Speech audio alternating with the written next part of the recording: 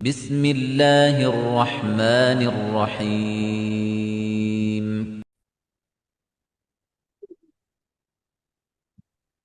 أعوذ بالله من الشيطان الرجيم بسم الله الرحمن الرحيم ألم أعهد إليكم يا بني آدم ألا تعبدوا الشيطان إنه لكم عدو مبين وأن اعبدوني هذا صراط مستقيم ஆதமுடைய மக்களே, நீங்கள் ஷைத்தானை வணங்காதீர்கள். நிச்சயமாக அவன் உங்களுக்கு பகிரங்கமான விரோதி என்று நான் உங்களிடம் உறுதிமொழி வாங்கவில்லையா? என்னையே நீங்கள் வணங்குங்கள், இதுதான் நேரான வழியாகும் என்றும் நான் உங்களிடம் உறுதிமொழி வாங்கவில்லையா? சூரா யாசீனுடைய 60 மற்றும் 61 ஆகிய 2 வசனங்கள். போன ஆயத்துல அல்லாஹ் ரப்புல் ஆலமீன் நரகவாசிகளை நீங்கள் தனியாக பிரிந்து நெல்லுங்கள், குற்றவாளிகளே அப்படின்னு சொல்லி காமிச்சான். இந்த ஆயத்துல என்ன சொல்றான் அப்படின்னு பார்த்தா, நான் உங்களுக்கு ஷைத்தானை விட்டு நீங்கள் எச்சரிக்கையாக இருக்கணும் அப்படின்றதோட மட்டும் இல்லாம, நீங்கள் பாதுகாப்பாக பயணிக்க வேண்டிய வழி எது, நேரான பாதை எது அப்படின்றதையும் நான் உங்களுக்கு துல்லியமா காட்டினேனே. இந்த ரெண்டையுமே புறக்கணிச்சுட்டு இன்றைக்கு நீங்க குற்றவாளி கூண்டுல நிக்கிறீங்களே அப்படின்னு சொல்லிட்டு அந்த நரகவாசிகளுக்கு குற்ற உணர்வை ஏற்படுத்தும் விதமாக, அவர்கள் சிந்திக்கும் விதமாக இந்த வசனம் அமைவதை நம்ம பார்க்கலாம். அலம் ஆஹது இலைக்கும், நான் உங்களிடம் உடன்படிக்கை செய்யவில்லையா? அப்படின்னா என்ன? ஏற்கனவே முன்கூட்டியே நான் இதை பத்தி உங்களுக்கு சொல்லி இருக்கிறேன். இப்போ நீங்க அதை ஏத்துக்கிட்டு தான் ஆகணும், ஒரு வழியே இல்லை அப்படின்ற ஒரு விதத்துல அல்லாஹ் கேட்கக்கூடிய ஒரு கேள்வி. அல்லா தாபுது ஷைத்தான், நீங்கள் ஷைத்தானை வணங்கக்கூடாது அப்படின்னு சொல்லி நான் உங்களுக்கு சொல்லியிருந்தேன். இந்த இடத்துல வணங்கக்கூடாது, வணங்குதல், இபாதத் அப்படின்றது என்ன? ஷைத்தானுடைய தூண்டுதல்கள், அவனுடைய சட்டங்கள், அதாவது அவன் கட்டளை இடுவான் இல்லையா, ஒரு இடத்துல அதிகமாயிட்டே அவனுடைய ஷைத்தானை பின்பற்றக்கூடிய அந்த தன்மை அதிகமாயிட்டே போகும்போது அவன் சில சட்டங்களை இயற்றுவான். நீ இப்படிதான் இருக்கணும், அப்படிதான் இருக்கணும்னு சொல்லிட்டு. சோ அல்லாஹ்வினுடைய இறை கட்டளையை மீறி முழுமையாக ஷைத்தானுக்கு கீழ்ப்படிவதுதான் இந்த இபாதத் அப்படின்னு சொல்லிட்டு. அதுதான் அல்லாஹ் சொல்றான், அல்லாஹ் தாபுது ஷைத்தான், நீங்கள் ஷைத்தானை வணங்கக்கூடாது, அவனுக்கு கட்டுப்படக்கூடாதுன்னு நான் உங்களுக்கு சொல்லலையா? அனியபுதூனி, என்னை நீங்கள் வணங்குங்கள் அப்படின்னு நான் உங்களுக்கு சொல்லியிருந்தேனே. எனக்கு மட்டுமே நீங்கள் அடிபணிந்து நடங்கள் எல்லா இடங்களிலும். ஏகத்துவம் என்ன சொல்லுகிறது, அந்த அசல் அடிப்படையில் நீங்கள் வாழ்ந்தீர்களா அப்படின்னு நல்லா கேட்பான். ஹாதா சிராத்தும் முஸ்தகீம், இதுதான் நேரான பாதை. சிராத்ன்றது என்ன? வளைவு இல்லாத, அகலமான, நாம் அடையக்கூடிய இலக்கை மிக விரைவாக அடைய செய்யக்கூடிய ஒரு அழகான முதன்மை பாதை தான் அந்த சிராத். அது நேராக, அதாவது நிலையாக இருக்கக்கூடிய பாதை தான் சிராத்து முஸ்தகீம். சோ அந்த பாதையில நீங்க இருக்கணும்னு சொல்லி நான் உங்களுக்கு சொல்லியிருந்தேனே அப்படின்னு சொல்லி அல்லாஹ் கேட்கிறான் இந்த ஆயத்துல. சோ இந்த 2 ஆயத்து. அப்ப இஸ்லாமிய மார்க்கத்தினுடைய அசல் அடிப்படை என்ன அப்படின்னு பார்க்கும் பொழுது, தீமையை விட்டு முற்றிலுமாக விலகி நன்மையின் பக்கம் திரும்புறது, அவ்வளவுதான், சிம்பிள். இஸ்லாம்ன்றது என்ன? தீமையை விட்டு முழுவதுமாக விலகி நன்மையின் பக்கம் நாம் திரும்பி நிற்கிறது தான் இஸ்லாம் அப்படின்றது. அதனுடைய அசல் அடிப்படை அதான். இப்போ வெறுமனே ஷைத்தானை நம்ம வெறுக்கிறோம் அப்படின்றதுனால அவன் எனக்கு பகைவன், விரோதி அப்படின்னு சொல்லிட்டு ஒருத்தன் நினைக்கிறதுனால மட்டும் நேர்வழிப்பட முடியாது. அல்லாஹ்வை மட்டுமே அவன் வணங்கணும். நிறைய இடங்கள்ல நம்ம ஷைத்தான் சொல்லக்கூடிய விஷயங்களுக்கு நாம் கட்டுப்பட்டு நடக்கிறோமா, அல்லது ரப்புல் ஆலமீன் அல்லாஹ் நமக்கு சொல்லி இருக்கின்ற அந்த விஷயங்களுக்கு நம்ம முகம் கொடுக்கிறோமான்னு சொல்லி யோசிக்கும் பொழுது பெரும்பாலான இடங்கள் ஷைத்தான் நம்மை கெடுக்கக்கூடிய இடங்களாக நம்ம பார்க்க முடியும். சோ என்ன தெரியுது அப்படின்னு சொன்னா, நேரான வழி எது, அதையும் அல்லாஹ் நமக்கு சொல்லிட்டான். தூதர்கள் மூலமாக, வேதங்கள் மூலமாக. தௌஹீத் எது, நீங்கள் எப்படி வாழ வேண்டும், எப்படி வாழக்கூடாது, எல்லா விஷயங்களையுமே சொல்லிட்டான். சோ இது இல்லாம மனிதன் எதையெல்லாம் உருவாக்குறானோ அது எல்லாமே வழிகேடும் கூட. அது அல்லாஹ்வும் ரசூலும் காட்டி தராத ஒரு வழியும் கூட. சோ சிராத்து முஸ்தகீம் அப்படின்றது என்ன? அல்லாஹும் அவனுடைய தூதரும் எப்படி வாழ சொன்னார்களோ அதன்படி வாழ்வது, எதை விட்டு தவிர்ந்திருக்க சொன்னார்களோ அதை விட்டு நாம் தவிர்ந்திருப்பது, இவ்வளவுதான். சோ அப்படின்றத நம்ம தப்சீர்கள்ல பார்க்கிறோம். அப்போ மனித வாழ்வு அப்படின்றது வழிகாட்டுதல் இல்லாம சும்மா வெறுமனே நீங்க வாழலாம் போலாம் வரலாம்லாம் அல்லாஹ் சொல்லல. அல்லாவுக்கு அடிமையாகி உண்மையான அடியானாக நான் சிராத்துல் முஸ்தகீம் அப்படின்னு சொல்லி அல்லாஹ் சொல்றான்ல, அந்த பாதையில நான் நடக்கணும். இல்லையா அவனுக்கே தெரியாம ஷைத்தானுடைய அடிமையாகி ஷைத்தான் சொல்லக்கூடிய அந்த வழிகேடான பாதையில விழணும். அப்ப நடுநிலை அப்படின்ற ஒரு வாழ்க்கை இதுல கிடையாது. சிராத்துல் முஸ்தகீம்னா என்ன? அந்த பாதையில மட்டும்தான் போகணும் அப்படின்னு அர்த்தம். சோ அதுலதான் நம்ம எப்பயுமே இருக்கணும். சோ அல்லாஹ்வை வணங்குறது மட்டும்தான் மனிதனுடைய பகுத்தறிவுக்கும் சரி, அவனுடைய அந்த ஆன்மாவிற்கும் இதயத்திற்கும் சரி ஏற்றமான ஒரு நேரான வழி. இந்த ஒரு துல்லியமான வழிகாட்டுதல்கள், ஏன்னா அல்லாஹ் ஃபுல்லா நம்ம கைட் பண்ணியிருக்கிறான். அந்த விஷயத்தை எல்லாம் புறக்கணிச்சுட்டு நான் குறுக்கு வழியில அல்லாஹ்வை அடைஞ்சுக்கிடுவேன், ஷைத்தான் சில கவர்ச்சிகளை காட்டுவான், அதன் மூலியமா நான் ஓடுவேன், அதை கடைபிடிப்பேன் அப்படின்னு சொல்லி நம்ம ஷைத்தானுடைய அந்த கவர்ச்சிகள் அதற்கு பின்னாடி ஓடணும்னா நம்மளுடைய அழிவை நாம தான் தேடிக்கொள்றோம் அப்படின்றதற்கான ஒரு சிறந்த அடையாளமாக இருக்கும்ன்றத விளக்கங்கள்ல நம்ம பார்க்கிறோம். அப்போ ஒரு மனிதன் அவனுடைய வாழ்க்கையில ஒவ்வொரு முடிவை எடுக்கும் பொழுதும் சரி, ஒவ்வொரு அடி எடுத்து வைக்கும் பொழுதும் அவனுக்கு முன்னாடி 2 வழிதான் இருக்கு. ஃபர்ஸ்ட் ஷைத்தானுடைய அந்த பாதை, இருள் நிறைந்த பாதை. இன்னொன்னு அல்லாஹ்வினுடைய ரஹ்மத் நிறைந்த ஒளி மிக்க ஒரு நேரான பாதை. சோ இந்த உலக பரீட்சை அப்படின்னா அல்லாஹ் நம்மளை படைச்சிருக்கதே சோதிப்பதற்காகத்தான், நம்ம எப்படி இருக்கிறோம்ன்றத டெஸ்ட் பண்றதுக்காண்டிதான். மனிதன் இந்த விஷயத்துல இந்த டெஸ்டிங்ல தவறிழைச்சு ஷைத்தானை பின்பற்றி போனா அப்படின்னு சொன்னா மறுமை நாள்ல கண்டனத்திற்கும் எதுவுமே செய்ய முடியாத ஒரு நிலைக்கும் அவன் ஆளாவான் அப்படின்றதையும் நம்ம இந்த ஆயத்துல விளங்கி கொள்ள முடியும். இன்னைக்கு மனிதன் எப்படி யோசிக்கிறான்? நம்ம கூட இருக்கிறவங்களும் சரி, அல்லது நம்ம ஊர்ல இருக்கிறவங்களும் சரி, எப்படி யோசிக்கிறாங்க? இன்னைக்கு நமக்கு லைஃப் ஸ்டைல் ஒவ்வொருத்தவங்களுக்கும் ஒவ்வொரு விதமா இருக்கு. அவங்களுடைய ஐடியாலஜிஸ் எல்லாமே வித்தியாசமா இருக்கு. எப்படி யோசிக்கிறாங்கன்னா, எந்த அளவுக்கு நம்ம ஃப்ரீடம் அனுபவிக்க முடியுமோ அந்த அளவுக்கு நம்ம அனுபவிக்கலாம் அப்படின்னு சொல்லி எல்லாம் நினைக்கிறாங்க. ஆனா இப்படி எல்லாம் போறவங்க ஆன்மீக ரீதியாக நம்ம பார்த்தோம்னு சொன்னா உள ரீதியாக அழுத்தத்திற்கும் மன அழுத்தத்திற்கும் அதே மாதிரி ஒழுக்கம் அந்த சீரழிவிற்கும் போகக்கூடிய நிலைமையை நம்ம பார்க்க முடியுது. அப்போ இந்த உலகத்துல அல்லாஹ் நமக்கு காட்டி இருக்கின்ற சிராத்துல் முஸ்தகீம், அந்த நேரான பாதை அப்படின்றது என்ன? அவனுடைய சட்ட வரம்புக்குள்ள தற்காத்து கொண்டு, அதாவது அந்த கட்டுப்பாட்டுக்கு உள்ள நம்மை வைத்து கொண்டு வாழ்வதுதான். ஃப்ரீடமா இருக்க முடியாது அப்படின்னு சொல்லல. அல்லாஹ் எப்படி நமக்கு இருக்க சொல்லி இருக்கிறானோ அந்த வகையில ஃப்ரீடமா இருந்துட்டு போகலாம் அப்படின்றதான் இந்த வசனம் நமக்கு உணர்த்தக்கூடிய ஒரு செய்தியாக இருக்கு. இன்னைக்குள்ள இதுல நாகரிகமா எப்படி பாக்குறாங்கன்னு சொன்னா, ஆபாசமான விஷயங்கள், அதே மாதிரி வட்டி, அப்புறம் சூதாடுறது, போதை பொருட்கள், இது எல்லாமே ஷைத்தான் அப்படியே அலங்கரிச்சு காமிக்கிறான் எல்லாத்துக்குமே. இது இல்லாம இன்னைக்கு வாழ முடியுமா அப்படின்னு சொல்லக்கூடிய அளவிற்கு நிறைய பேருடைய சிந்தனையை அவன் சேஞ்ச் பண்ணிருக்கான். ஆனா ஒரு முஃமின் இந்த விஷயங்கள்லாம் விழிப்போட இருக்கணும். ஆபாசம் எனக்கு எப்பயும் தேவையில்லை, வட்டி என் வாழ்வில் கூடவே கூடாது, சூதாட்டம் நான் எப்பயுமே செய்ய மாட்டேன், அதே போன்று போதை பொருட்கள் என்னுடைய உடலில் என்னுடைய நுகர்வில் எப்பயும் இருக்கவே இருக்காது அப்படின்ற அந்த தெளிவோட ஒரு விழிப்போட ஒரு முஃமின் எப்பயுமே ரெடியா இருக்கணும். ஏன்னா ஷைத்தான் இந்த மாதிரியான தந்திரங்கள் இதை வைத்து நம்மளை ஈஸியா கண்ட்ரோல் பண்ணி அவனுடைய சட்டத்திட்டத்தை அமல்படுத்துவதற்கான எல்லா வேலைகளையும் செய்வான் அப்படின்றத இதுல நம்ம புரிஞ்சு கொள்ள முடியுது. ஏன்னா அலங்காரங்கமாக அவன் காட்டுறான். அல்லாஹ் என்ன சொல்றான்? நான் உங்களுக்கு முன்கூட்டியே சொல்லலையா? இவன் உங்களுக்கு பகிரங்கமான இன்னொகுலகும் அதுவும் முபீன், உங்களுக்கு அவன் தெளிவான பகிரங்கமான விரோதின்னு நான் உங்களுக்கு சொல்லலையா நல்லா கேட்பான். அந்த டைம்ல எதுவுமே பதில் சொல்ல முடியாது. சோ இந்த வசனம் நமக்கு புரிய வைக்கிறது என்ன? இன்னைக்கு வாழக்கூடிய டைம்ல நம்ம ரொம்ப கவனமா இருக்கணும். குறிப்பாக ஷைத்தான் அப்படின்றது நமக்கு எதிரி, மிகப்பெரிய ஒரு எதிரி. இப்போ நம்ம எதிரிய பத்தி நம்ம சொன்னா எவ்வளவு நேரம் நம்ம சொல்லுவோம்?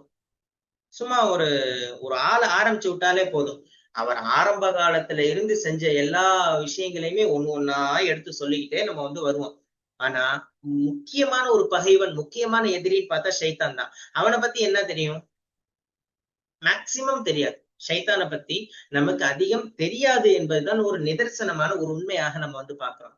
சோ அப்படி இருக்கும் பொழுது அந்த விஷயத்துல நம்ம ரொம்ப கவனமா இருக்கணும், எச்சரிக்கையோட இருக்கணும்ன்றது இந்த வசனம் நமக்கு உணர்த்தக்கூடிய ஒரு செய்தி. நேரான பாதையில போகணும் அப்படின்னா நிறைய சோதனைகளை நம்ம சந்திக்கிற மாதிரி இருக்கும். சமுதாயத்துல நிறைய பேர் நம்மளை ஏளனமா பார்ப்பாங்க, நம்மள வந்து கிண்டல் அடிப்பாங்க. அதே மாதிரி உலகத்துல நம்ம பார்க்கக்கூடிய கவர்ச்சிகள் சமயத்துல நம்மளையே தடம் மாற்ற மாதிரியான சில சூழ்நிலைகள் ஏற்படும். அந்த டைம்ல ஃபுல்லா நம்ம இருக்கிறது எல்லாமே இஸ்திகாமா, அதாவது கொள்கையில வந்து ரொம்ப உறுதியா இருக்குது. இது என்னுடைய ரப்பு எனக்கு இட்ட கட்டளை, அதுதான் என்னுடைய வாழ்க்கையினுடைய இறுதி இலக்கும் கூட. அப்படித்தான் நான் பயணிப்பேன் என்று ஒரு முஃமின் தன்னை இந்த விஷயத்தில் உள ரீதியாக வளர்த்து கொள்ள வேண்டும். எப்பயுமே இஸ்திகாமத்தோடு அவன் பயணிக்க வேண்டும். ரொம்ப சிம்பிளா சொல்லணும்னா, எல்லா விஷயங்களிலுமே ஸ்ட்ரகிள் பண்ணா மட்டும்தான் நம்ம வந்து வெற்றியை அடைய முடியும். குறிப்பாக ஷைத்தான் அப்படின்றவன் வந்து நம்ம தூங்கி எழுந்ததிலிருந்து திருப்பி தூங்க போற வரைக்கும் எல்லா விதமான முயற்சிகளையும் அவன் வந்து செய்கிறான். எப்படியாவது இவனை நான் ஈஸியா கெடுத்துறணும், சிந்தனை ரீதியாக கெடுக்கணும். செயல் ரீதியாக அவ்வளவு சீக்கிரம் கெடுக்க முடியாது.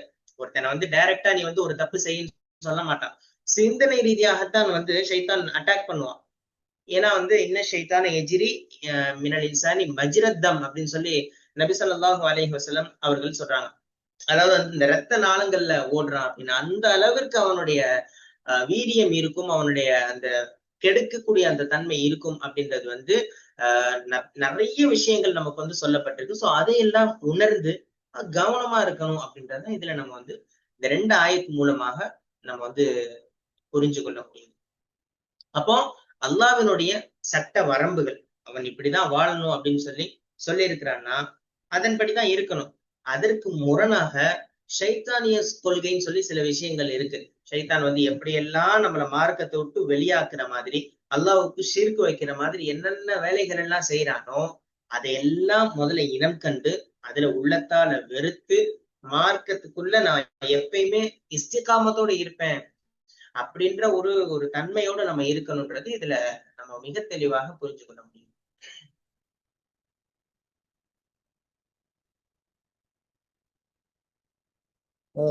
சரி,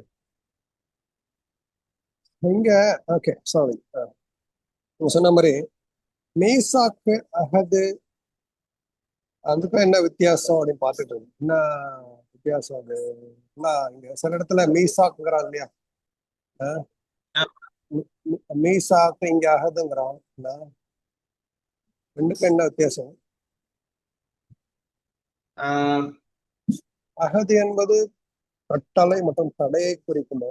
அதாவது கட்டளையிட்டே நான் தடுத்தேன், நான் அவனை தடுக்கவில்லையா மட்டும்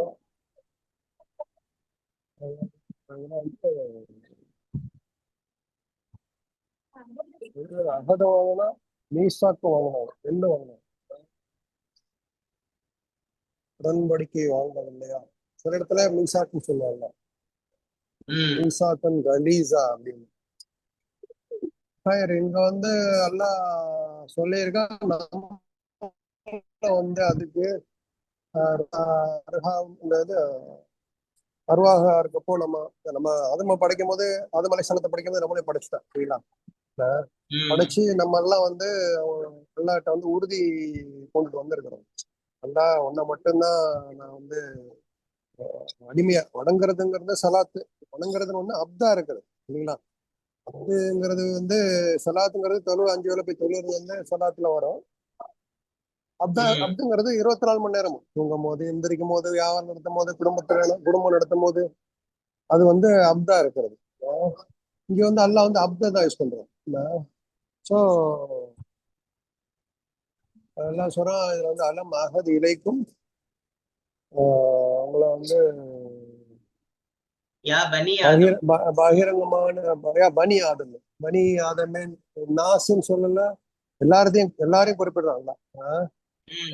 பனி ஆதம்னா எல்லாருமே, பனி இஸ்ராயல் மட்டும் சொல்ல, பனி நூஹுன்னு சொல்ல, நாஸ் ஒட்டுமொத்த சமூகத்தையும் பொறுத்தல எல்லாருமே அந்த வந்துருச்சு. அந்த அந்த அந்த அந்த நரகத்துல ஒரு நடக்கிற சீன் இது. ஓ பனி ஆதம் ரிமைண்ட் பண்றோம். ஓ நீங்க எல்லாம் ஒரே தாய் ஒரே தந்தையிடமிருந்து வந்தவங்க. அந்த வந்து நீங்க தான் ஏன் பிரிஞ்சு போனீங்க, இங்க எல்லாம் ஒரே சமூகமா என்ன அப்தா இருங்கன்னு தானே சொன்னேன் அப்படின்னு கேட்போம். ஸோ நம்ம என்ன பண்ணோம், அவங்கதான் அப்தா அடிமையாயிடுறது ஒரே தெரியா, அடிமையாகி கடைசி வரைக்கும் அப்படியே மௌத்தா போயிடுறது. அவங்களுக்கு தான் இந்த மாதிரி சீன் நல்லா காப்பாற்றணும். இந்த மாதிரி சீன்லயும் நல்லா நம்ம இந்த மாதிரி கேள்வி கேட்கறதுல இருந்து நம்ம அந்த அந்த பக்கமே போகாம எல்லாம் நம்மளை பாதுகாக்கணும். இல்ல ஸோ ஊசலாட்டங்கள் வாழ்க்கையில வரதான் செய்யும் இல்லைங்களா. இல்ல அப்போ சைத்தான் வழி கெடுப்பான், உடனே என்ன பண்ணோம் அதுதான் 5 வேளை தொழுறோம். என்ன தொழுதுட்டு திருப்பி ட்ராக்குக்கு வந்துடணும். அதுலயே போய் அப்படியே வந்து குஃப்ருக்கு போய் ஷிர்குக்கு போய் காஃபா மரணிக்கிறவங்க பார்த்தோம். எல்லாம் சொல்றேன்னா அதமும் இந்த மாதிரி தப்பு பண்ணுவாங்க தான் இல்லையா. இந்த மரத்துக்கிட்ட போகாதீங்கன்னு சொன்னா சைத்தானுடைய வஸ்வாசனால அவங்க போய் சாப்பிடுறாங்க, உடனே பாவ மன்னிப்பு கேட்டுறாங்க. இல்ல அந்த மாதிரி ஆதம் அலைஹிஸ்ஸலாத்துடைய கேரக்டர் நமக்கும் வரணும். இல்ல சைத்தானுடைய கேரக்டர் வந்துடக்கூடாது. இல்ல சைத்தான் என்ன பண்றான், நீ வந்து ஒரு மண்ணால படைச்சவரு, நான் நெருப்பால படைக்கப்பட்டவன், ஒரு அகங்காரம் கௌரவம், என்ன போய் எப்படி அவரை ஆதம் அலைஹிஸ்ஸலாத்தை போய் சைதா செய்ய சொல்ற, கண்ணியப்படுத்த சொல்ற. ஏன்னா அப்ப ஆபிதா இல்ல அவன். எல்லாம் வந்து எல்லாத்தையும் நம்மளே சொல்லுவான் இந்த மாதிரி சுச்சுவேஷன். ஒரு சொந்தக்காரங்கிட்ட நம்ம உறவு முறிஞ்சிருப்போம், என்ன உறவு போய் சேரணும்னு சொன்னா இந்த நம்மளுடைய கௌரவம் வந்து தடுக்கும். சைத்தான் கௌரவங்கிறதே நான் சைத்தான் தானே இல்லையா, ஒரு ஈகோ தடுக்கும். நம்ம வந்து அதை முறிச்சு அங்க போய் நம்மளை தாழ்த்திக்கிட்டு எல்லாம் சொல்லிட்டானே அப்படின்ட்டு போய் நம்ம அந்த உறவுல போய் சேர்றது. இத ஒரு உதாரணமா எடுத்துக்கலாம் நம்ம. இல்ல அங்கதான் வந்து நம்ம பணிவை நம்ம வந்து அடிமைகள் தானே. எல்லாம் என்ன அல்லா தானே நமக்கு இறைச்சன் படைக்கிறவன் படிப்பாளவன், நம்ம அவனுக்கு தானே அடிமையா இருக்கிறோம். ஆனா சைத்தானுக்கு அடிமையா இருக்கக்கூடாது அந்த நேரத்துல போய். அவன் என்ன சொல்றது, நம்ம எல்லாம் வரவே வேணாம், முகத்திலேயே முழிக்க மாட்டான். இல்ல ஊர்ல நிறைய நடக்கும். செத்து போனா கூட அவனை வரக்கூடாது, செத்து போனா வந்து என்னை பார்த்தா கூட என் முகத்தை மூடிடணும், அவுதுக்கலாம். இந்த மாதிரி ஸ்டேட்மெண்ட்லாம் கேட்டுக்கிறேன் சின்ன பிள்ளையா இருக்கும்போது. ஸோ இதெல்லாம் அவங்களுக்கு தெரியாம பண்றது. எல்லாமே வந்து நம்ம இதோட இதோட கடுமையை தெரியாம செய்யறது. அல்ல அப்படியே செய்ய சொல்லலை இல்லைங்களா. என்ன உறவுகளை வந்து எவ்வளவு கண்ணியமா பேர சொல்லி அவங்களே தப்பு செஞ்சா கூட நம்ம போய் ஒரு உறவு வந்து பிரச்சனையா இருந்துச்சுன்னா நம்ம எப்போதும் அவங்களுக்கு வந்து ஒரு நல்ல எண்ணத்தோட அவங்கள போய் சேர்ந்துங்கிறாங்க. அதாவது அவங்களே தப்பு பண்ணியிருந்தா கூட அந்த தப்பு வந்து வேற ஏதாவது காரணத்துக்காக பண்ணியிருப்பான் அப்படின்னு நம்ம ஒரு காரணம் கற்பிச்சுக்கணும். தம்பி செஞ்சிருந்தா அவன் தம்பி அப்படி செஞ்சிருக்க மாட்டான். என்ன பொய்யான காரணமா இருந்தா கூட அப்படிதான். என்ன அப்பா அப்படி சொல்லியிருக்க மாட்டாரு. என்ன சொல்லியிருந்தாலும் அவர் வேற காரணத்துக்காக சொல்லியிருப்பாரு, கோபத்துல சொல்லியிருப்பாரு. என்ன மகன் தானே, மகன் சொல்லியிருந்தா அவன் வந்து ஏதோ ஒரு சைத்தானுடைய ஊசலாட்டத்தினால சொல்லியிருப்பாங்க. பரவாயில்ல அப்படின்ட்டு போய் நம்ம அப்படி சொல்லிட்டானே, இப்போ 25 வருஷம் முடிய ஒருத்தன் சொல்லியிருப்பான், அதை ஒண்ணு நினைச்சிட்டு உட்காந்துருப்பாங்க. இல்ல எல்லாவே என்ன சொல்றான், உடனே மன்னிச்சுட்டு வந்து லவ் பண்றான், எல்லாம் வந்து அன்பு செலுத்துறான். மனிதர்கள் மாறக்கூடியவங்க. இப்போ நடக்குது சில விஷயங்கள்ல. இப்போ 10 வருஷம் முன்னாடி ஏதாவது ஒருத்தர் பேசியிருப்பாரு, இப்போ மோத போவாங்க. இல்ல வந்து நடக்கிறது தான். நம்ம வந்து என்ன பண்ணோம், தெரியாத ஆளுங்களா இருந்தா பரவாயில்ல, பட் ரத்த உறவுகள் இருக்கு இல்லையா, அரகாம்னு சொல்றோம் இல்லையா, அரகாம்கிட்ட வந்து நம்ம அந்த மாதிரி நடந்துக்கணும். வெளியால ஒருத்தர் ஏதோ சத்தம் போட்டு போயிட்டாருன்னா அது அப்ப திரும்பிட்டு போனா போட்டோன்னு விட்டுறலாம். என்ன ஒரு மார்க்க சகோதரர் சரிக்கலாம், சலாம் எடுத்துக்கலாம்னா எல்லா போய் நம்ம அதுக்கு நம்ம ஜவாப் சொல்ல தேவையில்லை இல்லைங்களா. இல்ல நம்ம வந்து உறவினர்கள்ட்ட போய் அந்த மாதிரி ரொம்ப அண்ணன் தம்பி அத்தா அம்மா அவங்கள்ட்ட போய் நம்ம அந்த மாதிரி பண்ணும்போது தான் வந்து உதாரணம், அது ஒரு உதாரணம். இப்ப யாரை வணங்குறாங்க அப்படின்னா சைத்தான வணங்குறாங்க. இந்த மாதிரி சுச்சுவேஷன் அல்ல வணங்கியிருந்தா என்ன பண்ணணும், அல்லாவுக்கு அடிமையா இருந்தா அல்லா இந்த மாதிரி சொல்லிட்டாங்க அப்படின்ட்டு போய் மெச் பண்ணணும். இது ஒரு பெரிய ஃபத்வா, நமக்கு டிஸ்கஷன் பண்ணலாம். அதாவது சில பேருக்கு வந்து அந்த உறவு சேர்றதுனால சில பேர் ஸ்ட்ரெஸ்ஸா இருக்கும் இல்ல. ஓ நம்ம ஒவ்வொருத்தங்களுக்கும் ஒவ்வொரு சுச்சுவேஷன் மாறும். ஜென்ரலா பொதுவா எல்லாருக்கும் ஒரே மாதிரி சொல்ல முடியாது. ஆனா ஆஹ், ஒரு சின்ன சின்ன காரணங்களுக்காக உறவு முறிச்சுக்கிறதோ இல்ல வந்து ஒரு சம்மந்தமே இல்லாத ஒரு ரொம்ப சைக்காலஜிக்கல் அவங்களோட சேர்ந்தா ப்ரெஷர் வரும் அப்படிங்கிறப்ப தனிச்சு வைக்கிறது பிரிச்சு வைக்கிறது நல்லது. அதுவும் இருக்கு. நல்ல மார்க்கம் வந்து பிரிக்கிறதுக்கு அதுக்கு அந்த நேரத்துல பத்துவா கொடுக்குது. முஃப்திகள்கிட்ட கேட்டு செய்யலாம் இன்ஷா அல்லாஹ். ஸோ அந்த மாதிரி நம்ம அந்த நேரத்துல சைத்தாம் சொல்லிட்டான நம்ம சைத்தாங்கிறது நம்மளுடைய கௌரவம் தானே என்ன, அதுக்காக தான் நம்ம போய் தொழுகிறோம். தொழுகை குரான் இது வந்து நம்மள இந்த மாதிரி சைத்தான பகிரங்கமான சைத்தான வணங்குறதுல இருந்து அடிமையாகிறத நம்ம பாதுகாக்கும். ஸோ நம்ம என்ன பண்ணோம், இந்த நம்ம இந்த ஆயத்தை ஓடும் போது நம்ம ஞாபகப்படுத்திக்கிட்டே இருக்கணும். நம்ம எல்லாம் உடன்படிக்கை செஞ்சுட்டு வந்திருக்கிறோம்.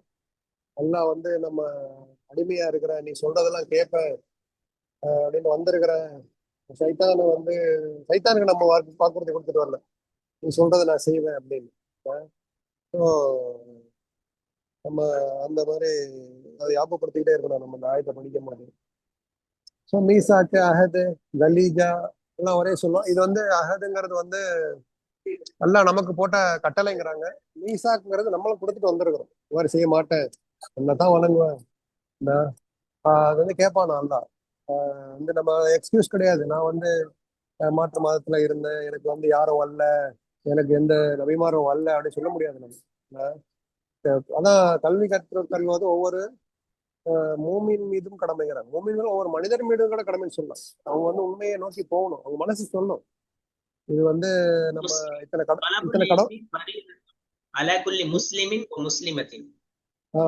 ஆமா. சோ அவங்களுக்கே தெரியும் இத்தனை கடவுளை வணங்குறோமே, இத்தனை சிலைகளை வணங்குறோமே, என்ன இது வந்து நம்ம வந்து இது சரிதானா என்ன. ஸோ இது வந்து ஒரு ஒரு ஒரு ஒரு ஒரு தெய்வமும் ஒரு ஒரு சிலையும் ஒரு ஒரு சாமியும் இன்னொரு சாமிக்கு சண்டை போட்டுக்காதா, ஏன்ட்ட வந்து நீ வணங்கலையே, நீ அங்க போனேன்னு கொச்சிக்காதா என்ன. ஸோ அதெல்லாம் வந்து அவங்களுக்கும் தெரியும். ஏதாவது காரணம் சொல்றாங்க என்ன, அது ஒரு பெரிய வியாபாரம் பிசினஸ்ங்கிறதுனால பண்ணிட்டு இருக்கான்னு வச்சுக்கோங்களேன். அதனாலதான் மார்க்கம் வந்து நம்ம படம் வரைகிறது கூட, ஒரு உருவங்கள் வரைகிறது கூட ஹராமாக்கி இருக்கு இல்லைங்களா. அதனால வந்து நம்ம அதுல இருந்து நம்ம தவிர்த்துக்கணும். எல்லாம் வந்து நம்ம எப்போதும் ஆபீதுங்கிற நினைவோட இருக்கணும். நம்ம அதுல பெருமைப்படணும். நமக்கு எல்லா நியமத்தையும் கொடுத்து நம்மளை படைச்சு இந்த வாழ்க்கையை கொடுத்துருக்குறோம். நம்ம இங்க நல்லா சொகுசா வாழ்ந்துட்டு இருக்கிறோம். எவ்வளவு பேர் சிரமப்பட்டுட்டு அதெல்லாம் நினைச்சு மறுவுலகளே இதே மாதிரி இதோட நல்ல ஒரு எண்ணத்துக்கு பிரதோஷத்துல இருக்கிறதுக்கு நம்ம கொஞ்சம் அப்தா இருந்தா தான் முடியும். அப்படி நினைச்சு அந்த பாக்கியத்தையும் சமர்ப்பிக்க நம்ம கொடுக்கணுங்கிறத வச்சு.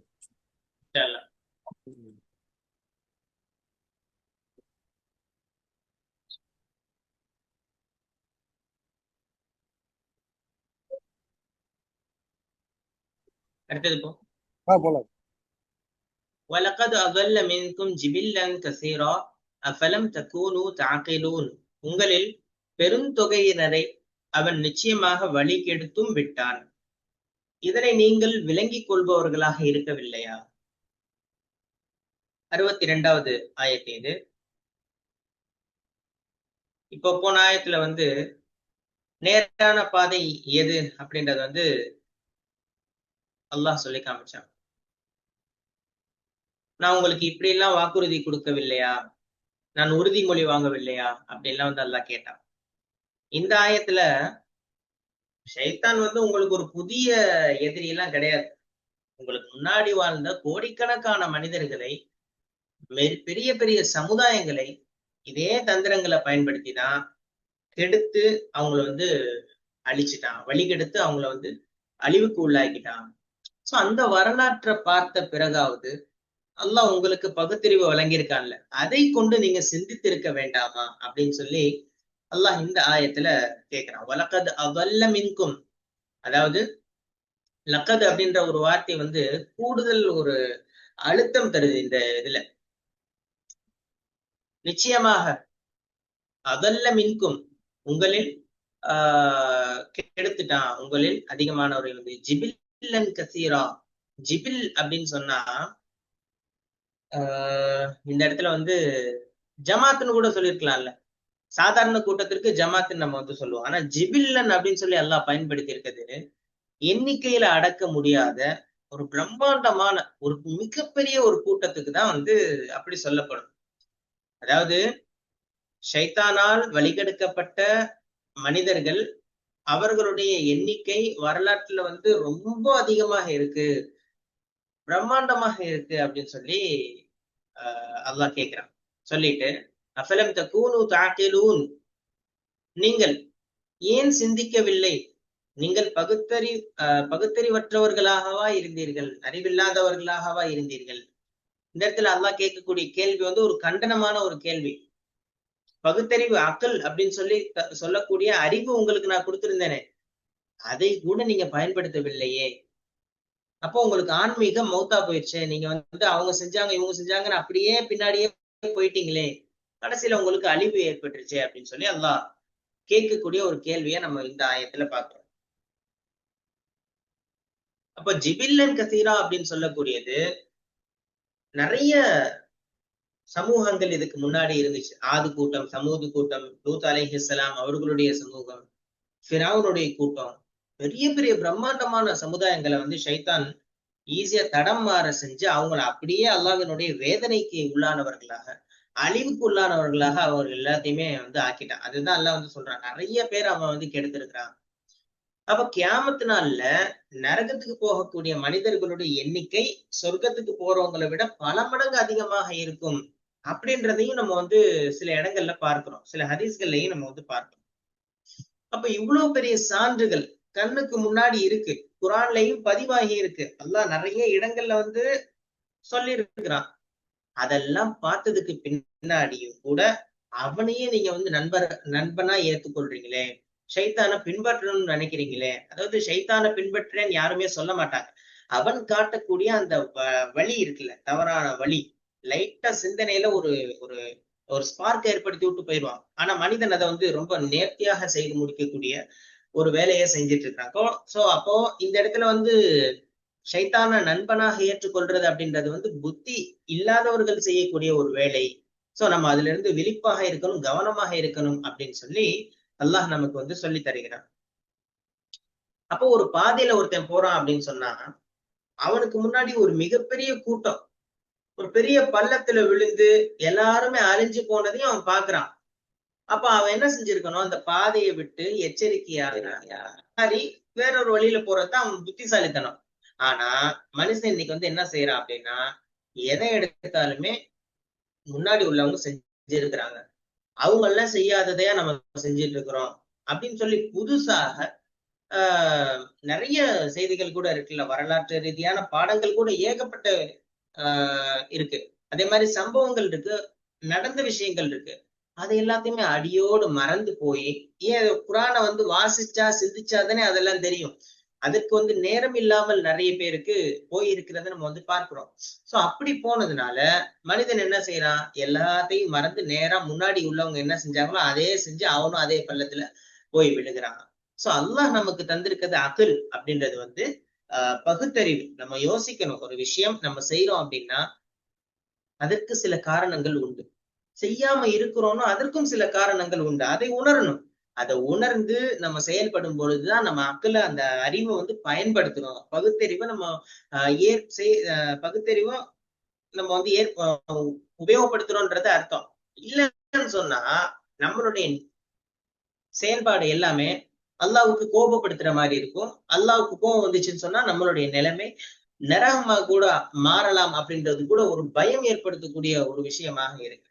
சோ இந்த மாதிரி ஷைத்தானை பகைமை கொள்ளாம அவனை வந்து நண்பனாக எடுத்துக்கொண்டு ஒரு விழிப்பில்லாம இருக்கிறதுன்றது அவனுக்கே அவன் செய்யக்கூடிய ஒரு சுய துரோகமாகும் அப்படின்னு சொல்லி எல்லாம் தப்சீர்ல இதற்கு விளக்கம் கொடுக்குறாங்க. அப்போ ஷைத்தானுடைய வலைகள், அவன் விரிக்கக்கூடிய பல்வேறு விதமான வலைகள், இதெல்லாம் ரொம்ப பழமையானது, ஆனா ரொம்ப வலிமையானது அப்படின்றதே அல்லாஹ் வந்து சொல்லி காமிக்கிறான். யோசிச்சு பாருப்பா தம்பி அப்படின்னு சொல்லி நம்ம ஒவ்வொருத்தோட்டையும் அல்லாஹ் வந்து பேசி காமிக்கிறத நம்ம வந்து பார்க்க முடியுது.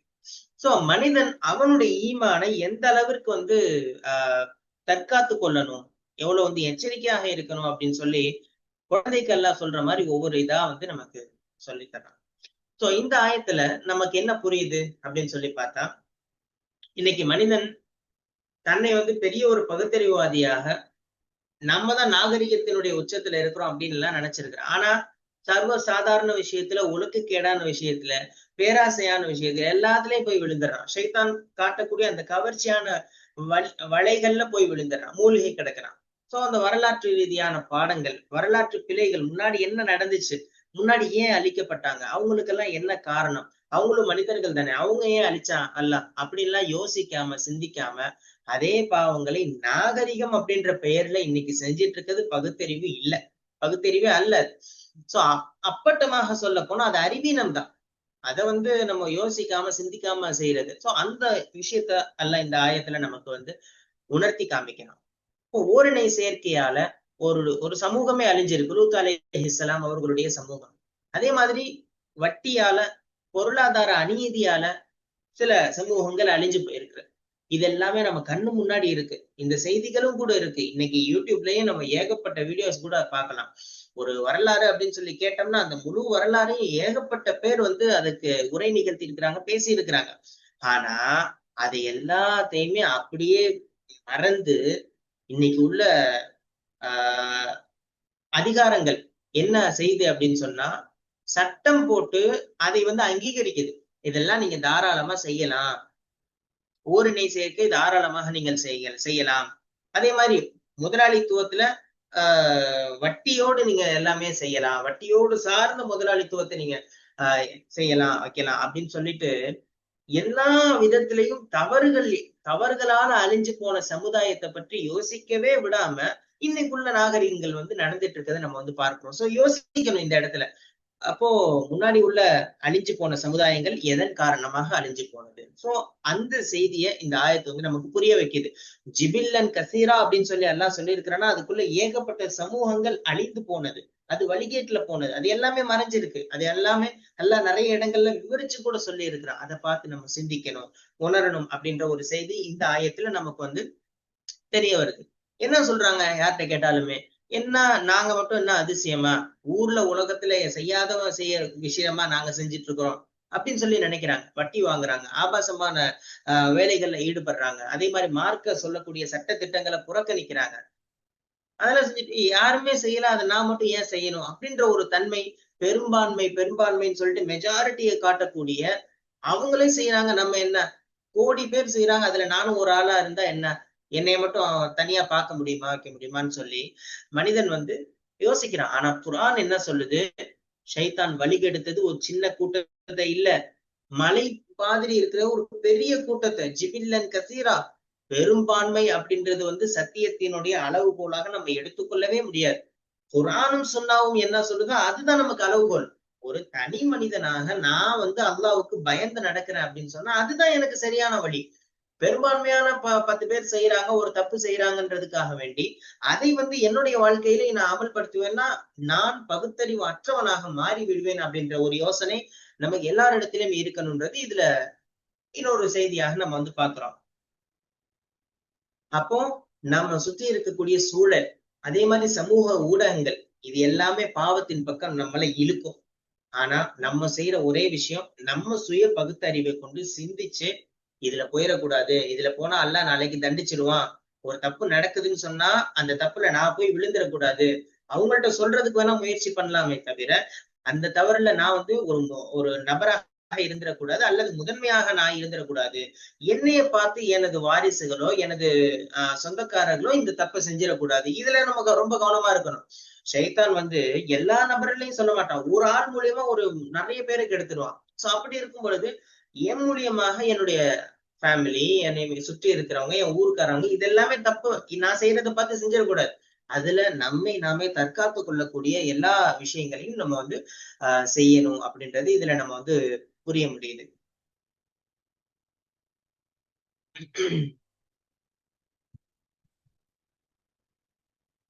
ஆஹ் ஆஹ் நீங்க சொன்ன மாதிரி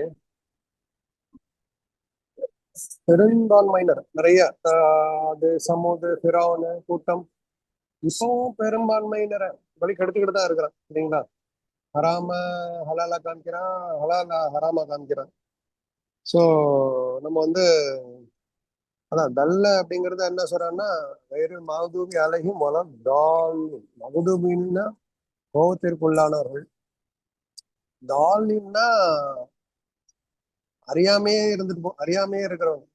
புரிஞ்சு படிச்சு ஒண்ணு படிச்சு அதுக்கு மாறு செஞ்சவன் வேறு மகதூபி, எல்லாருடைய கோபத்துக்குள்ளானவங்க. டால்லின்னா ஒன்னும் அறிவே இல்லாதவங்க. அறியாமையா இருக்கிறவங்கள வந்து ஈஸியா ஏமாத்திடலாம். என்ன சொல்லுவாங்கல்ல, ஏமாத்துறவன் இருக்கிற வரைக்கும் ஏமாறுறவன் இருக்கிற வரைக்கும் ஏமாத்துறவன் இருந்துகிட்டு தான் இருக்கிறாங்க இருப்பான்னு சொல்லு. அதான் எல்லாம் சொல்றேன், அறியாமையில இருந்து வெளியே வாங்க அப்படிங்கிற. அறியாமையில இருந்து எப்படி வெளியே வர்றது, எப்படி பகுத்தறிவு வரும் அப்படின்னு நம்ம இந்த குரானை ஓதுறது, மார்க்கத்துல ஈடுபாடா இருக்கிறது. பெரும்பான்மை வந்து நம்ம ஃபாலோ பண்றது வந்து கோராசு வந்து பெரும்பான்மையினர் எல்லாம் எல்லாம் வீடு வாங்குறாங்க, வட்டி வாங்கி தான் வாங்குறாங்க நான் அப்படிம்பாங்க. பெண்கள்லாம் வந்து பெரும்பான்மையினர் மக்கள் எல்லாம் எங்க ஹிஜாபா போடுறாங்க, பெரும்பான்மையான மக்கள் எல்லாம் தியேட்டர்ல தான் போய் படம் பாக்குறாங்க, வீட்டை படம் பார்த்துட்டு இருக்கிறாங்க, சீரியல் பார்த்துட்டு இருக்கிறாங்க. நம்ம அதுல என்ன இருக்கு கொஞ்ச நேரம் பாக்குறதுல என்ன இப்படிதான் வழி கெடுக்கிறான் என்ன அதல்ல. இது வந்து நம்ம அல்லாட்ட பாதுகாப்பு தேடணும். வேற வழி என்ன இருக்கு என்டர்டைன்மெண்ட் அப்படின்னு கேட்பாங்க. இந்த மாதிரி இதெல்லாம் வேண்டாம் அதெல்லாம் வேண்டாம்னு சொல்லி, இது சின்ன பாவங்கள். அது வந்து கொஞ்சம் கொஞ்சமா என்ன ஆகும், அது உடனே தௌபா செஞ்சு அது குஃபுரு ஷிர்க்கு அளவு கொண்டு போயிடக்கூடாது. அந்த சீரியல்ல பண்ற மாதிரியே பிஹேவ் பண்றது, என்ன கணவன்கிட்ட நடந்துக்கிறது, மாமியார்ட்ட நடந்துக்கிறது, மருமகள்கிட்ட நடந்துக்கிறது, எல்லாம் காப்பாத்தணும். மர்மமா இந்த மாதிரி உதாரணத்துக்கு சொல்றேன் என்ன. ஸோ நம்ம வந்து இதை வந்து சொல்றானே, நமக்கு வந்து காசுக்காக நல்லா பிசினஸ்க்காக அதை போடுறான். அந்த கேரக்டர் பாத்தீங்கன்னா ஒரிஜினல் கேரக்டர் அப்படி இருக்காது. என்ன அவனுடைய ஒன்றி போறது என்ன.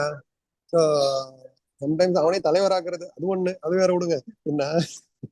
ஸோ அதெல்லாம் பெரிய ஒரு வழிகேடு. அதுல இருந்து நம்ம எல்லாம் நம்மளை பாதுகாக்கணும். அதுக்கு என்ன வழிகள்னா, நம்ம அறியாமையிலிருந்து வெளியே வரணும். பெரும்பான்மையினர் செய்யறாங்க, நம்ம செய்யக்கூடாது. அல்லாடைய பாதுகாப்பு தேடணும். அல்லா அந்த மாதிரி அல்லாவுடைய சைத்தானுடைய வழிகேட்டுல இருந்து என்னை பாதுகாத்து வை அப்படின்ட்டு நம்ம பாதுகாத்து கேட்டுக்கிட்டே இருக்கணும். ஸோ கூட்டம் கூட்டமான்னு சொல்றேன் இல்ல. ஸோ பாவம் செய்யறது வந்து வேற நம்ம ஜென்ரலா பேசிட்டு இருக்கோம், ஒரு ஹராம் ஹராம் சொல்றோம். ஆனா அதுக்கு அதான் பெரிய பாவங்களை இருந்து வெளியே வர்றதுக்காக சிறு பாவங்கள் செய்யலாம் அப்படின்னு சொல்றாங்க. அது தருவரான்னு சொல்றாங்க இல்லையா.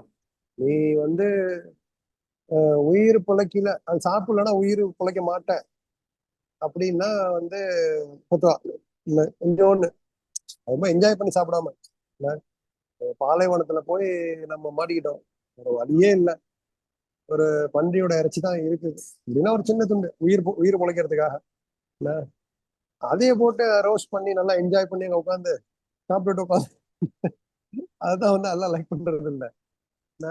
அந்த ஒரு அல்லா சொல்லுவான், அந்த மேல வந்து ரொம்ப சாய்ந்து என்ஜாய் பண்ணிடாம ஞாபகம் இருக்கலாம் அந்த ஆயத்தோட சொல்லுவான். நம்ம வந்து எது ஹராம் ஹலால் நம்ம புரிஞ்சுக்கணும். உடனே எல்லாத்தையும் கொஞ்சம் கொஞ்சமா வெளியே கொண்டு வரணும். ஒருத்தர் வந்து ஒரு ஒரு கவுன்சிலர் இருக்கிறாங்கன்னா அந்த பாவத்தை வந்து உடனே விட்டுற சொல்ல மாட்டாங்க, முடியாது, நான் ஓடி போயிடுவான் அந்த பாவம் செஞ்சுக்கிட்டு இருக்கிறான். ஏன்னா அவன் அடிமையா இருக்கிறான். அந்த கொஞ்சம் கொஞ்சமா தான் சபுரோட பொறுமையோட சபு நிறைய வேணும் அதுக்கு. நம்மள முதல்ல நமக்கு நாம கேட்டுக்கணும், இந்த மாதிரி இதா இருக்கிறோமா, கொஞ்சம் கொஞ்சமா நம்ம வந்து வெளியே வர முயற்சி பண்ணிட்டே இருக்கணும். முயற்சி பண்ணி வெளியே வந்துடணும் இன்ஷா அல்லாஹ். இல்லைன்னா அந்த பெரும்பான்மையினர் கூட்டத்துல நம்ம சேர்ந்துருவோம்.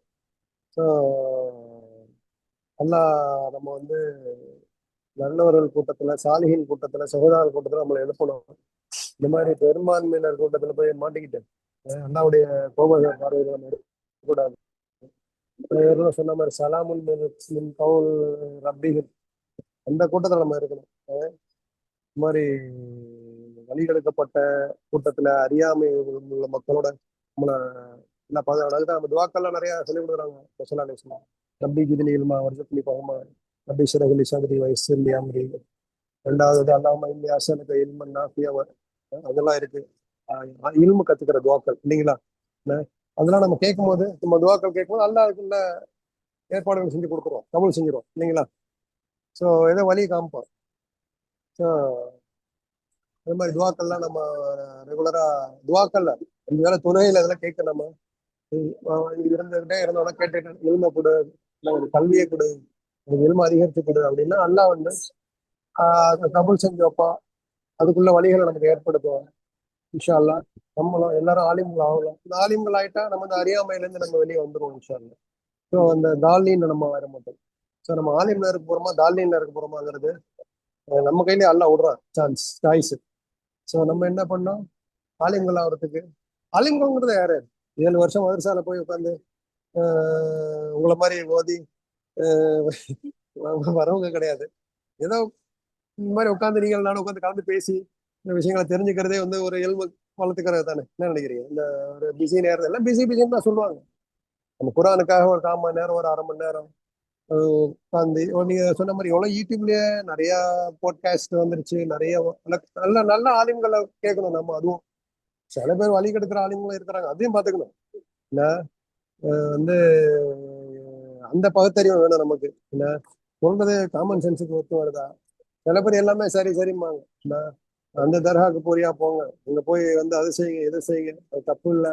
என்ன ஸோ அப்படிப்பட்ட ஆளுங்கள் ஒரு தொழில் ரீதியா அதோட இன்னொரு சொல்றாங்க, அவங்க தொழில் ரீதியா பண்றாங்களா இல்லை உண்மையிலேயே இஹ்லாஸா பண்றாங்களா, ஒரு இஹ்சானோட பண்றாங்களான்னு நமக்கு நாம கேட்டுக்கணும்.